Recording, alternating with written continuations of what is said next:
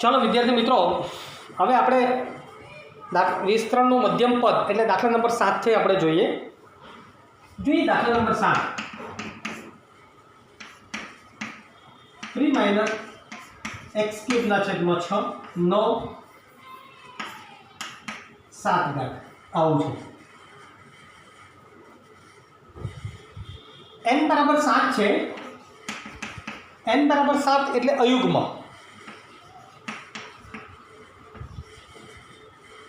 n બરાબર 7 અયુગ્મ. અયુગ્મ એટલે બે મધ્યમ પદ મળે.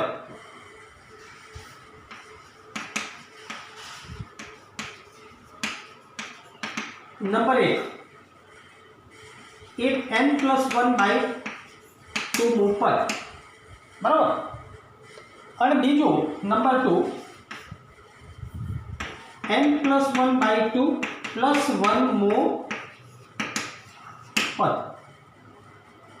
એટલે 7 વત્તા પહેલાની વાત કરીએ 1 7 વત્તા 1/2 બરાબર મૂળ પદ 7 ને 1 8 ના છેદમાં 2 એટલે 4 મૂળ પદ એટલે t4 બરાબર t3 + 1 બરાબર r બરાબર 3 મળે એમ કહેવાય. અને n બરાબર કેટલા છે 7 એટલે 7c3 a બરાબર 3⁻7 - 3 અને -x³/6⁻3. 7c3 એટલે 7 × 6 × 5 છેદમાં 3 × 2 ગુણ્યા 3 નો 7 - 3 એટલે 4 ઘાત -નો 3 ઘાત એટલે માઇનસ ગુણ્યા x નો 3 તારી 9 ઘાત અને છેદમાં 6 નો 3 ઘાત એટલે આ 3 દુનિયા 1 6 તો જતા રહે -7 5 35 3 નો 4 ઘાત x નો 9 ઘાત છેદમાં 6 નો ઘન એટલે 3 નો 1 ઘન અને 2 નો 1 ઘન એટલે આ એક નીકળી જશે. આ 3 ની 4 ઘાત છે તો આ નીકળી જશે. 2 નો ઘન એટલે 8 રહેશે એટલે -35/8 x ની 9 ઘાત. આ એક મધ્યમ પદ આપણને મળ્યું. આ પહેલા લખો, પછી બીજું મધ્યમ પદ આપણે શોધીએ. તમને સ્પષ્ટ દેખાય એટલા માટે.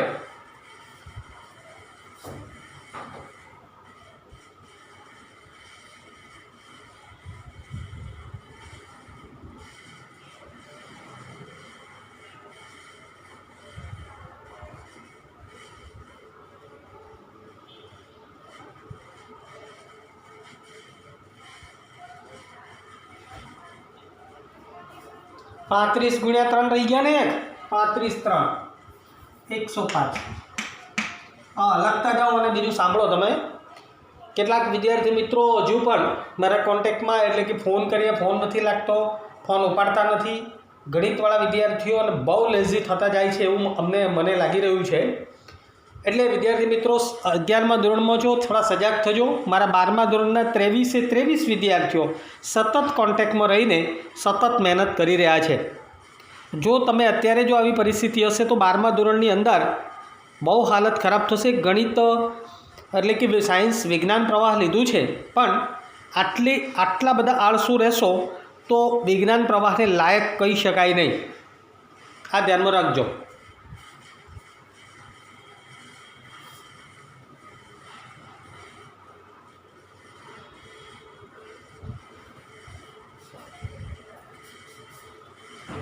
ચાલો, આ લખી દીધું હશે. હવે n+1/2 +1 મૂળ પદ બીજી વાત કરીએ.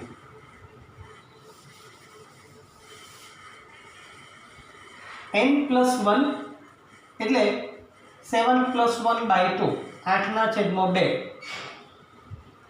8/2 +1 મૂળ પદ पर 8/2 એટલે 4 + 1 એટલે પાંચમું પદ બરાબર T5 એટલે 4 + 1 બરાબર। અહીંયા આપણે 4 લખવાનું છે, અહીંયા 4 આવશે અને અહીંયા 4 આવશે એટલે અહીંયા 7C4 એટલે અહીંયા એક વધારાના 4 આવ્યા બસ ભૂસી નાખો। 7C3 થયા પણ નથી, આપણે 7 × 6 × 5 × 4 છેદમાં 4 × 3 × 2 ગુણ્યા 3 નો 7 - 4 એટલે ઘન, માઇનસનો છે એટલે સવાલ નથી, x નો 4 × 3 = 12 અને 6 નો 4 આ 3 × 2 = 6 આ 4 નીકળી ગયા 7 × 5 = 35 3 નો ઘન x ની 12 આ 6 નો 4 એટલે 3 નો 4 અને 2 નો પણ 4 અહીંયા આ નીકળી જશે એટલે ઉપર 35 x ની 12 2 નો 4 એટલે 16 16 × 3 = 48 એટલે આ બીજું મધ્યમ પદ મળ્યું એમ કહેવાય। લખી નાખો આ પણ।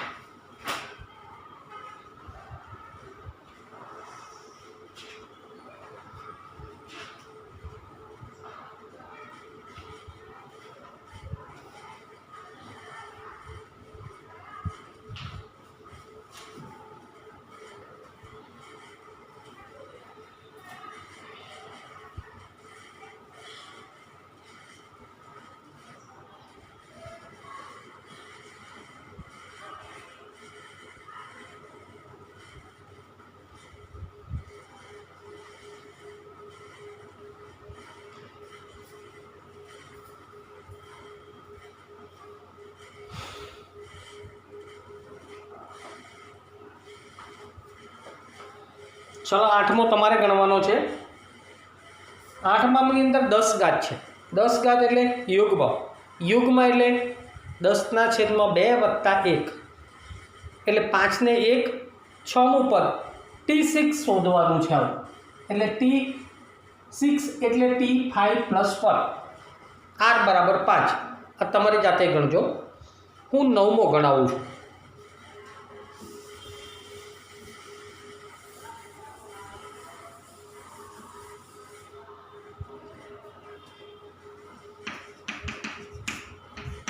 1 + a no m + n ઘાતના વિસ્તરણમાં a no m ઘાત અને a ના n ઘાતના સહગુણકો સમાન છે। હવે આપણે જોઈએ a નો m ઘાત અને a ના n ઘાતના સહગુણકો શોધીએ। ચાલો આ સૂત્ર tr + 1 ncr a ની જગ્યાએ 1 છે, સોરી a⁻n - r b⁻r સૂત્ર લખીએ। n ની જગ્યાએ m + 1c r, a નો તો સવાલ નહીં, b ની જગ્યાએ a⁻r બરાબર। તો માટે a ના n ઘાતના સગુ, a ના m ઘાતનો સગુ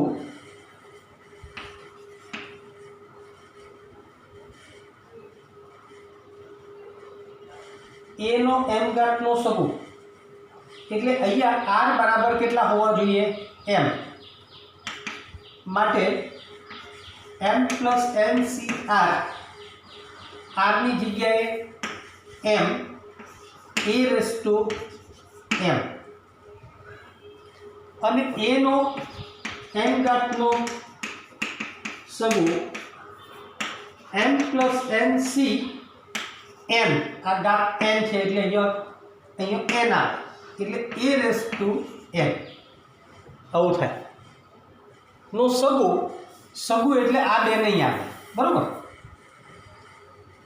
હવે આને હું આ રીતે પણ લખી શકું m plus nc m plus n minus n તો n નીકળી ગયા બરાબર m પ્લસ nc m. જો આ 1 અને આ 2 1 બરાબર 2 માટે a નો m ઘાત નો સગું બરાબર a ના m ઘાત નો સગું લખી નામ. ચાલો આ એક્સેલનો દાખલો હતો.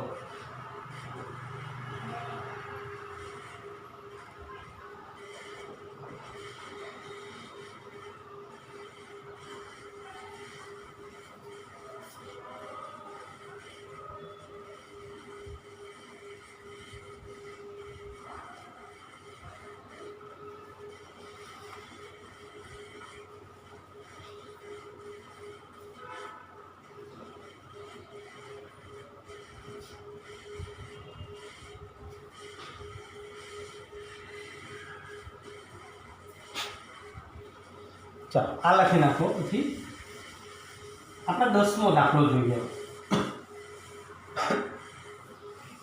10મા દાખલાની સંખ્યા લખજો, લખો તમે.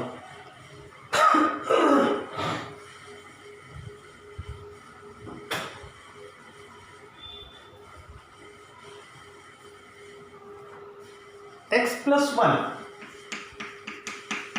નો n ઘાત ના વિસ્તરણમાં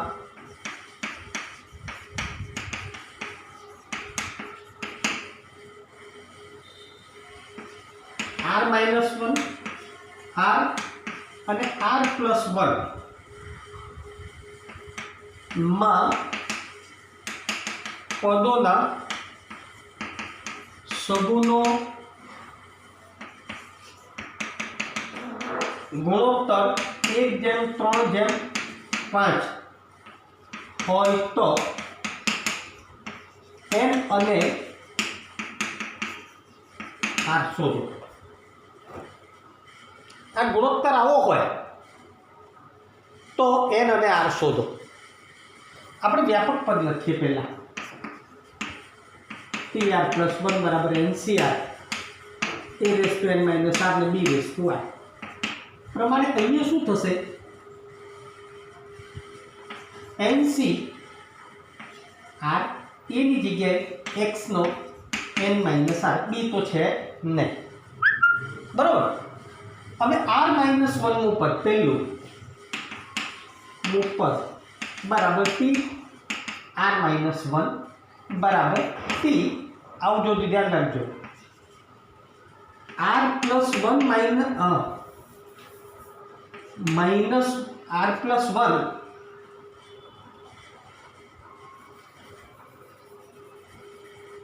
અહીંયા હું પ્લસ 1 લખવું હોય તો r માઇનસ 2 આવું લખવું પડે. સમજણ પડી? આ tr plus 1 tr plus 1 O sorry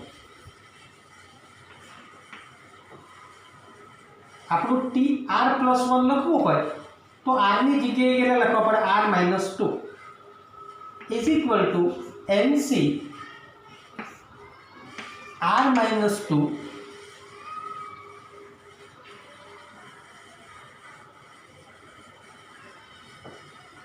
x raised to n minus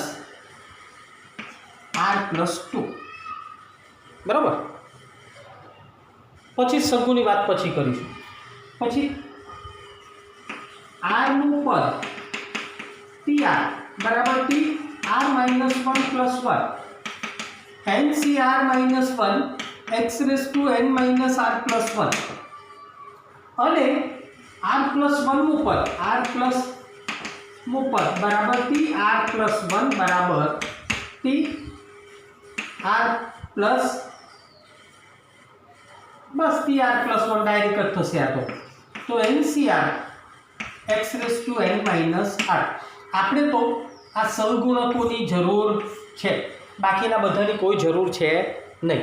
માટે આપણે લખી શકીએ, જો માટે હવે NCr-2 જેમ NCr-1 જેમ NCr બરાબર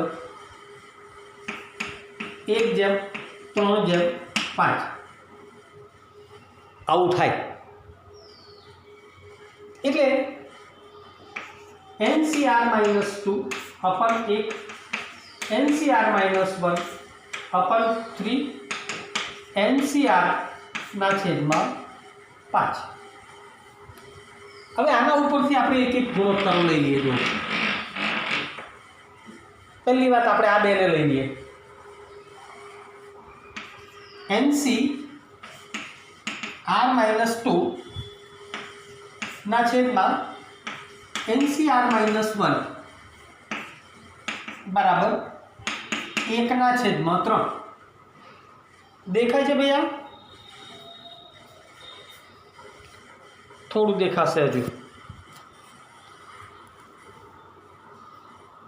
પહેલાં તમે આટલું એક કામ કરો, આને લખી નાખો. તમે પહેલાં તમે લખી નાખો, પછી કરીએ આપણે.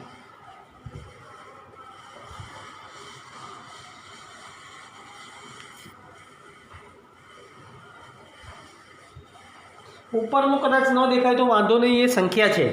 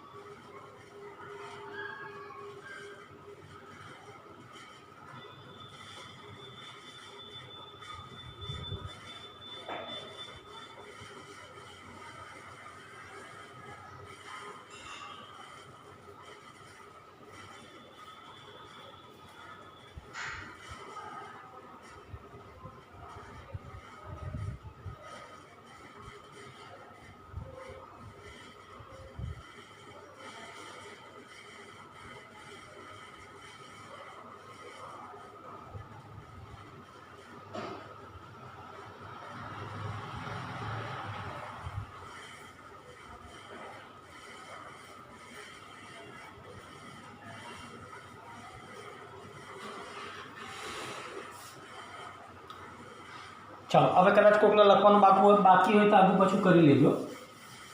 હું બધું ભૂસી કાઢું છું હમણાં.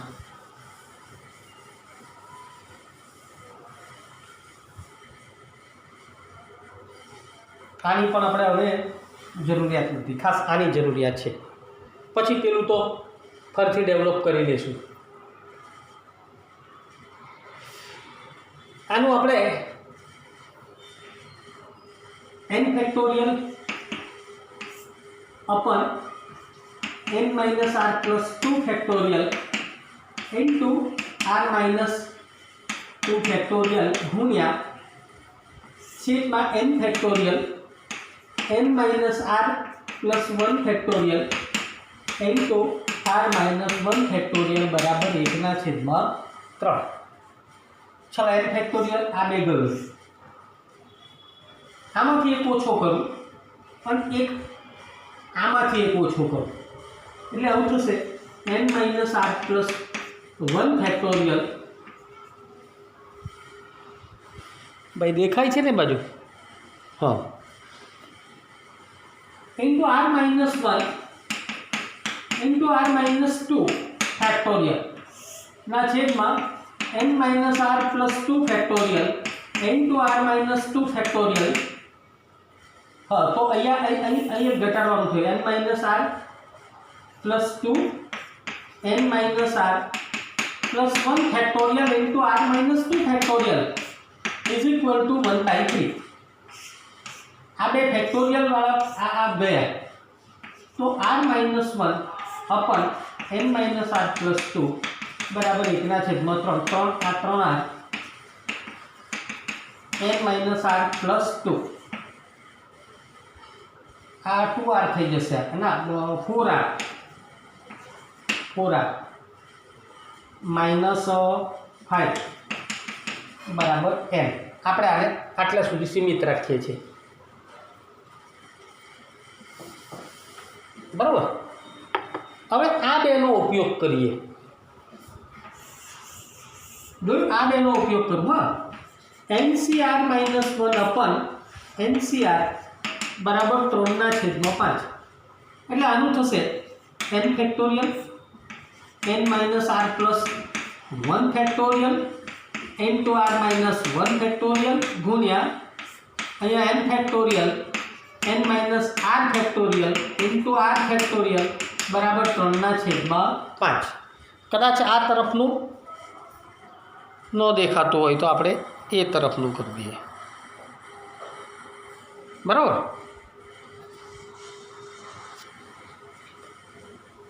ચલો n ફેક્ટોરિયલ આ બે નીકળી ગયા. અહીંયા +1 છે એટલે અહીંયા ઘટાડવાનું છે. અહીંયા r ફેક્ટોરિયલ એટલે r into r - 1 ફેક્ટોરિયલ. અહીંયા n - r અને n - r ફેક્ટોરિયલ પાછું રહી ગયું. n - r plus 1 into n - r factorial into r - 1 factorial બરાબર 3/5. એટલે આ બે નીકળી જશે ને એક આ બે નીકળી જશે. એટલે આપણું રહ્યું શું? r. એને હું 5 વડે ગુણું એટલે 5r. આને હું અહીં ગુણું એટલે 3n - 3r plus 3. હવે આને આ બાજુ લઈ લઉં એટલે 5 ને 3 8r બરાબર 3n plus 3. n ની કિંમત અહીં મૂકી દઉં 8r 3 કૌંસમાં 4r minus 5 plus 3 4 3 12r minus 15 વત્તા 3 બરાબર 8r. 15 માંથી 3 જાય તો -12 આ બાજુ આવે તો +12 બરાબર 12 માંથી 8 જાય તો 4r. તો r બરાબર 3. હવે r બરાબર 3 આ સમીકરણ નંબર 1 માં મૂકી દઈએ એટલે n બરાબર 4 કૌંસમાં 3 - 5 એટલે 4 3 12 માંથી 5 જાય એટલે r બરાબર n બરાબર 7 લખવાના. એકદમ IMP દાખલો છે ભાઈ, અને 5 વખત લખવાનો.